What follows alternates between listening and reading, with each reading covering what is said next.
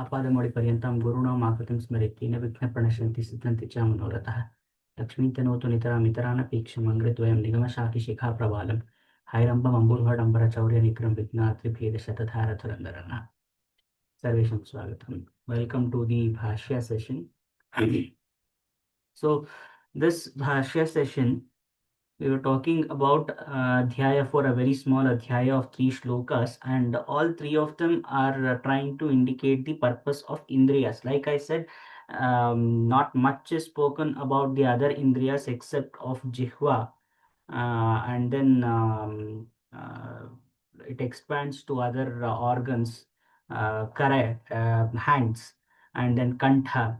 Then slowly we go towards other parts of jihva. It expands over there, but not much is given on the indriyas itself.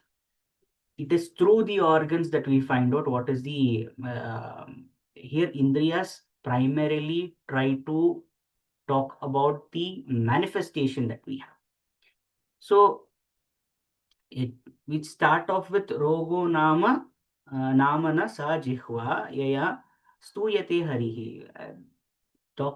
Primarily talking about what is the purpose of jihva. Jihva has to help us do the smriti. Stuyate, we have to do the stuti of Harinama. If not, then it is not serving its purpose. So then the same thing we have to say about the ears also, where it says the ears are also not doing their work, or the purpose is not served if they don't hear the nama of Hari. So gartau namana tau karnau yabhyam tatkarma nashrutam. So if I don't hear the name, or if I don't hear the stories of Hari, then even they are a waste of existence.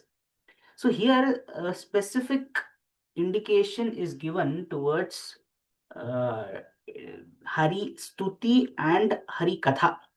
So both of them are important. Now when we go ahead, it expands Nunan Tatkantha Shalukam. There is an indication of Jihvaroga. What is this Jihvaroga? Jihvaroga is basically Nindana, something that the tongue very easily does. Even the brain doesn't realize is criticism, and criticism not in the sense that we are thinking about it. The criticism occurs where we fail to do swadhyaya. We have heard something and we don't introspect on it. That's swadhyaya, doing our work to sit through that particular gnana, introspect it, understand what the context is, draw from it, and then speaking paramarsha is lacking. And therefore jihva, the only way to control jihva, there is a very popular saying in Kannada, "Elebillada nalige." There is no bone, there is no this thing to control the tongue, so it can move as it wants. It's just a piece of mass, so it can flesh, so it can turn any way it wants. So the kadivana, or the control of that tongue, is actually through the brain, is actually through our mind. It's through our ability to understand a particular jnana and understand its general and contextual application. Only when we do that, the jihva, before speaking, it thinks. It depends on the thinking. If we stop doing that, the jihva will not stop. It will start moving, and that leads to nindana. It leads to criticisms that we just pass, sarcasm, criticism, etc., etc. So there we need to understand that that is called as jihva roga. That jihva roga is something predominant nature of upajihvika, or the tumor. It is like, if it is not serving the purpose. What is the purpose? We have established the purpose of the jihva as haristuti, and Karna as some to hear the Harikathas. So that is not being done. But is it doing karyas? Yes, it is doing some karya. What is that karya? It is doing other things. So that is Jihvaroga. Intended purpose has not been served, but rather it is doing something else. That is Jihvaroga. And the nature is that in the next shloka it says Nunan Tatkhanta Shalukam Athava Upajihvika. So Upajihvika is similar to Jihvika. It is like a dummy Jihva, but it is not doing the purpose. It is basically like something imitating it. The actual original is the tongue, which is supposed to do its intended purpose of Haristuti. It is not doing it, therefore, it is a demi Jihvika, Upajihvika. Something closer to that, but it is not necessarily serving the purpose of it. So, but then what is it doing? It is like a shaluka, it is like a tumor. It has all the effects. Like how we try to bring about a cyborg or a machine mind to compare with the human mind. The human mind is there to think, is there to analyze, etc., etc. All that is good, but what do the humans, the manifestation of humans, what is that one thing that humans have that cannot be imitated? It is humanity. So if there is just the if I give akara to a thinking brain and I ask it to mimic everything that I do, but it is not able to do one small thing, that is understand humanity, then it is not human. We cannot call it human. It is a similar prototype of it, that's all. It is not complete. So like that, this is upajihvika. Tumors are also like that. That is what it is. Kushaluka is called, is nothing but a piece of flesh, a mass of flesh. That's all. Which is doing something. It is not that it is not doing anything, but the intended purpose has not been served over there. That's what it is saying.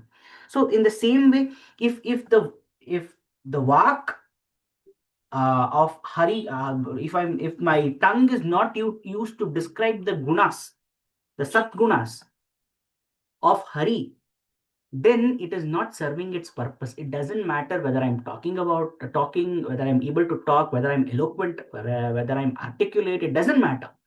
I can speak so many languages. It doesn't matter. The primary, it is like the tongue. Let us we'll take the tongue itself. Now I'm eating something. When I eat it, the taste, it has its own taste buds. The taste, it is supposed to tell me which taste is what. Now let us say I burn my tongue. The tongue is still going to help me digest the food. It is going to secrete saliva. It is going to help me move the food around. It is going to push it inside the throat. It is not that it is not doing its work, but there is another part of consuming that is beyond just eating. Consumption means grahana of that sattva, and that sattva is not restricted only to the texture or the taste of the food. It is beyond that. Just taking the nutrients, we can just gobble capsules and that will be done. But why do we eat food? The food has much more aesthetic add-ons to it. The smell, the taste, the texture, everything contributes to it. So what is the tongue responsible for? To understand the taste. So it is not serving its purpose, even though it is helping. So that element of it has been given over here. Now, what is the importance? Expressing this as a representative of manifestation. Now, manifestation has occurred and we are humans. What are humans so special? We when we compare ourselves to other creatures also eat, we also eat. We also move around, they also move around. We also think, they also think. They also emote, we also emote. There is maybe little difference with respect to expressions, but if we see human behavior and animal behavior is not that different. Animals also have a sense of protection that they want to give to their children. They also understand danger. They also understand leisure. They also understand, if you have been with a pet, the pet also understands how to show love. It also understands when we are tensed. So emotions also can be replicated. So the question is, why this separate form? And there is a reason for everything. If we compare a cheetah with a tiger, a cheetah is not meant to be a predator. It has a very lean body, and the body is meant to run. Very strong and very agile body it is. So it is, that structure is such that it is meant to run. And if we look at something like a lion or a tiger, which comes under the same cat family, it is huge. Cheetahs don't grow that huge. But a lion or a tiger, their claws and their paws are so huge that it is equivalent to a person's face. And one hit, they exert so much power without any voluntary thought, that they tend to show that they are predators. Their whole body is made up that way. So they come from the same family, at a makeup level, if there is a small difference has led to these kind of things, the body size has led to these kind of change in their behaviors, then as humans we have evolved such that we are on our two legs, we are able to speak, we are able to groom ourselves, we are able to do so much more grooming. Even animals do. We are able to dress ourselves, we are able to cook meals which animals don't do. Then there should be a special something with our makeup. Why are we made in such a way? There must be a particular reason, because the understanding of this hari tattva is only possible through manushya janma, not through any other life. Even when we see, bhakti is available to every being. We can be a bhakta at any point. In Bhagavatam also, there is the story of Gajendra Moksha, where Gajendra, in his form as an elephant, the only thing that he realizes is, the only thing he can remember is Hari Bhakti. So bhakti is available to every organism, and we see that when we see pets, they also understand what is a higher deity. They also can, do. They come into postures of pranam and all those things. But what is the difference? They cannot understand what Hari Tattva is. That we are able to do.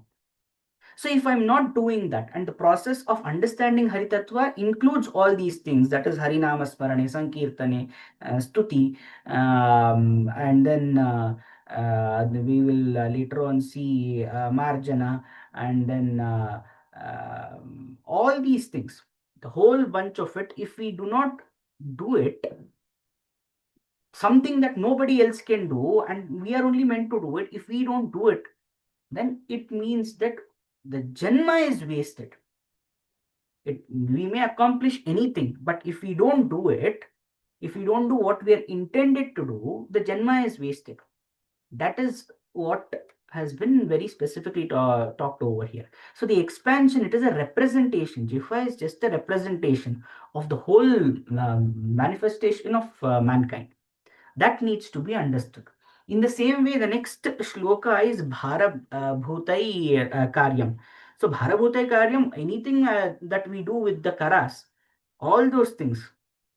So if I don't, like I was comparing to other jantus, it is possible for what do we say, if any animal also to move about, any animal also has the power to, pull something, smash something, etc., etc., do all those work.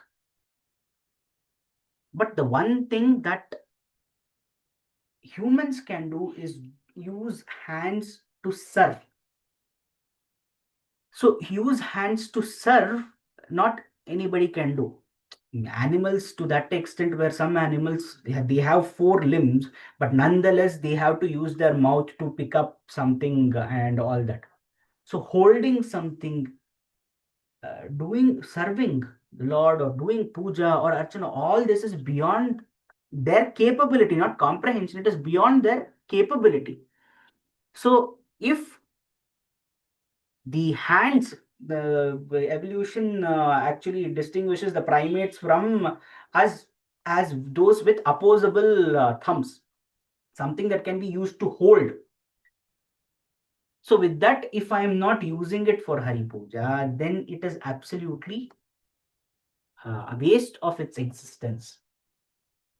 So this is what these three shlokas are trying to indicate as the purpose of Indriyas. Here, Indriyas, we are not talking about the Panchendriyas as such. Here we are talking about Indriyas as being a representation of manifestation, because it is the Indriyas but that give Janma to the body. First the Indriyas, then we have first we get the Panchabhutas, then we have the Indriyas, Tanmatras, etc., etc. Then we get the body, the complete set. So it is through this that we are able to understand. So we don't use it to understand what is our origin. Then we are not using our manifested form for the right intent. That is that is what getting caught in samsara and dealing only with trying to earn a livelihood or manifested forms, going through samsara. That is a kind of roga.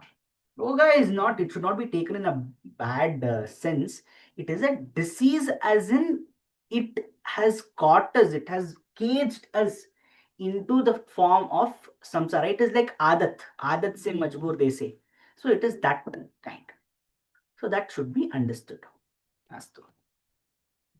स्वस्ति प्रजाभ्यः प्रतिपालयन्तां न्यायेन मार्गेण महीमहीषा गोब्राह्मणेभ्यो शुभमस्तु नित्यं लोकाः समस्ताः सुखिनो भवन्तु कायेन वाचा मनसेन्द्रियैर्वा बुद्ध्यात्मना वा प्रकृते स्वभावात् करोमि यद्यत् सकलं परस्मै नारायणायेति समर्पयामि।